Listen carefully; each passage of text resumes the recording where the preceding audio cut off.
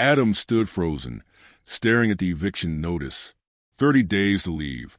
He was drowning in debt, raising his 6-year-old daughter alone after his wife died, and his job barely covered rent. But at his lowest point, his cold, untouchable CO, Luna, called him into her office and made an insane offer. Marry me for 1 year. I'll erase all your debt. A contract marriage. A woman who didn't believe in emotion. A man on the edge of collapse. Would this deal save Adam or destroy him completely? Adam hadn't slept in 3 days. He sat at the tiny kitchen table surrounded by bills he couldn't pay. Medical debt from when his wife was in the hospital.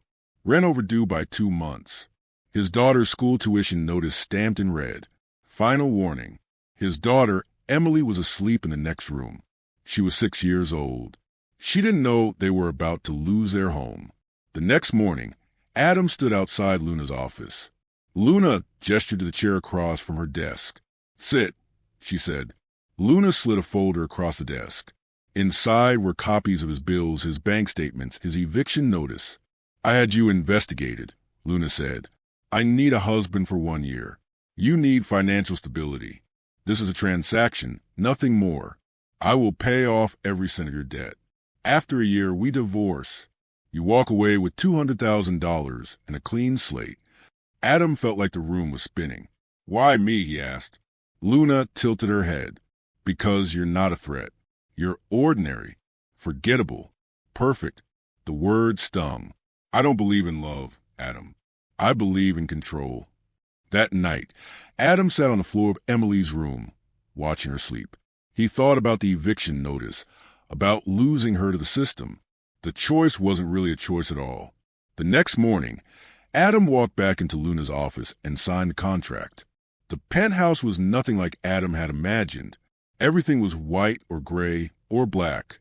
Sharp edges, clean surfaces, no photographs. It looked like a showroom, not a home. The first week was awkward. Luna left before sunrise and came home after midnight. On the 8th day, Luna came home earlier. She looked exhausted. Adam heated soup and set it on the table. "Sit," he said. Luna sat and ate in silence. When she was done, she looked at him. "Thank you," she said quietly. It was the first time she'd said those words to him. 2 weeks later, Luna told him they had their first public event, a charity gala. "You'll be playing the role of my loving husband." The gala was held in a hotel ballroom. Adam felt like an imposter. At one point, a tall man approached them. "Luna, introduce me to your husband." "Derek, this is Adam." "Adam, this is my brother." Derek's grip was firm, almost aggressive. Luna's never been a romantic type. Luna pulled Adam away. When they were alone, Adam said, "He doesn't believe us." Luna's jaw was tight. "He just needs to stay out of our way."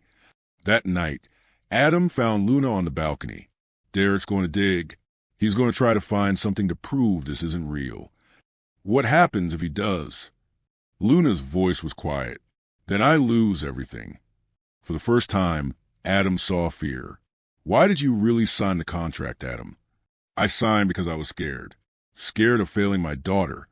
Luna turned to him. "I signed because I was scared, too. Scared of being alone." Over the next few weeks, something shifted. Luna started coming home earlier. She'd sit at the counter and watch him cook. One night, Adam made pasta. Luna smiled a real smile. "This is good." A few days later, Adam told Luna he wanted to see Emily.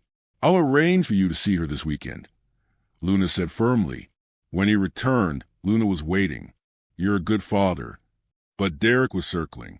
He'd been asking questions, digging into Adam's background. One evening, Adam came home to find Luna pale. "He's going to use this," Luna said, showing him an email with evidence of Adam's debts. "He's going to prove this is fake."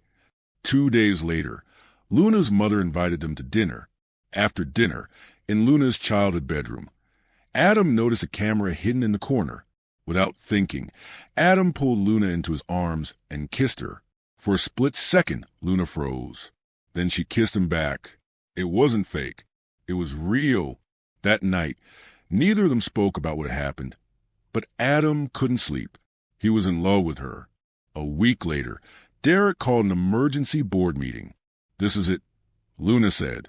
The boardroom was cold and sterile. Derek stood at the head of the table. "I have evidence that my sister has been deceiving this family." He slid documents across the table. The contract, Adam's financial records, everything. Luna hired Adam Bennett to pose as her husband. Luna stood slowly. "We did start with a contract. Adam needed help. I needed a solution." Derek leaned forward. "So you admit you lied?" Adam couldn't stay silent. He stood. "She didn't lie?" Every head turned to him. "We started with a contract. But it's not a contract anymore. I saw who she really is. Somewhere along the way, it stopped being an arrangement. I love you. I don't care about the contract. I don't care about the money." Luna stared at him, tears streaming down her face. Derek scoffed. "This is pathetic." The door opened. Luna's mother walked to the center. "I knew about the contract from the beginning. Luna came to me before she made the arrangement. I wanted to see if you could find someone who would see past the walls you built. As for you, Derek, you are removed from the board. Your shares will be transferred to Luna." Derek stormed out.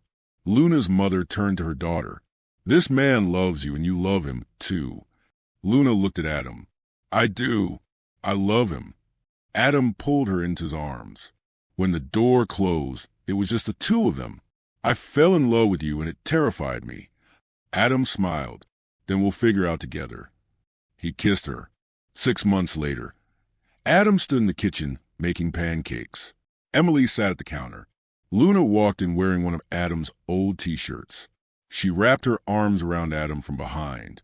Later that day, they had a small ceremony. No cameras, no performance. When asked if they took each other as husband and wife, they both said yes. This time it was real. 2 years later, Luna stood in the nursery holding their newborn son. Emily carefully cradled her baby brother. Adam looked at Luna. "You ever think about how we started?" Luna leaned into him. "Every day." "Regret it?" "Not for a second."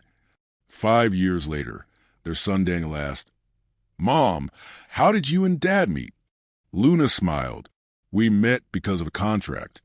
"So you guys didn't love each other at first?" Luna shook her head. "No, we didn't." Adam said, "We fell in love because we stopped pretending and just let ourselves be real." Luna squeezed his hand.